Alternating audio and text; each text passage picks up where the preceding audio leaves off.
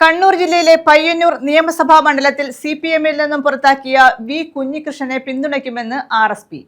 മണ്ഡലത്തിൽ സ്വതന്ത്രനായി മത്സരിക്കുന്ന കുഞ്ഞികൃഷ്ണനെ പിന്തുണയ്ക്കാൻ യുഡിഎഫ് തീരുമാനിച്ച സാഹചര്യത്തിലാണ് ആർഎസ്പി നയം വ്യക്തമാക്കിയത്. ഇത്തവണ 5 സീറ്റുകളിൽ മത്സരിക്കുമെന്നറിയിച്ച ആർഎസ്പി നേരത്തെ പയ്യന്നൂർ സീറ്റ് ആവശ്യപ്പെട്ടിരുന്നു. എന്നാൽ രക്തസാക്ഷി ഫണ്ട് വിവാദം ഉന്നയിച്ചതോടെ സിപിഎമ്മിൽ നിന്ന് പുറത്താക്കപ്പെട്ട വി കുഞ്ഞികൃഷ്ണൻ മത്സരിക്കാൻ തീരുമാനിച്ചതോടെ യുഡിഎഫ് പിന്തുണ അറിയിക്കുകയായിരുന്നു. കഴിഞ്ഞ ദിവസം ഇന്നലെ വൈകിട്ടാണ് കോൺഗ്രസ് ലീഡർഷിപ്പ് ഞങ്ങളെ വിളിച്ച് ആർഎസ്പിയുടെ 5ാമത്തെ സീറ്റിനെ കുറിച്ച് ധരിപ്പിച്ചത്.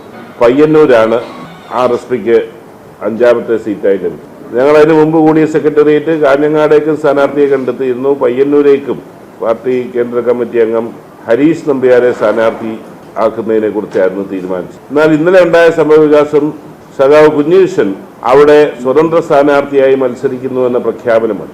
അദ്ദേഹം ഒരു യഥാർത്ഥ കമ്മ്യൂണിസ്റ്റുകാരനാണ് എന്നുള്ള കാര്യത്തിൽ ആർക്കും സംശയമില്ല.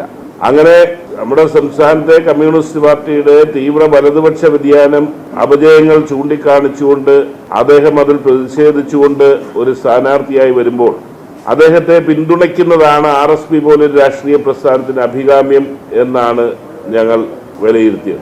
അതിന്റെ അടിസ്ഥാനത്തിൽ അദ്ദേഹവുമായി ചർച്ച ചെയ്തു.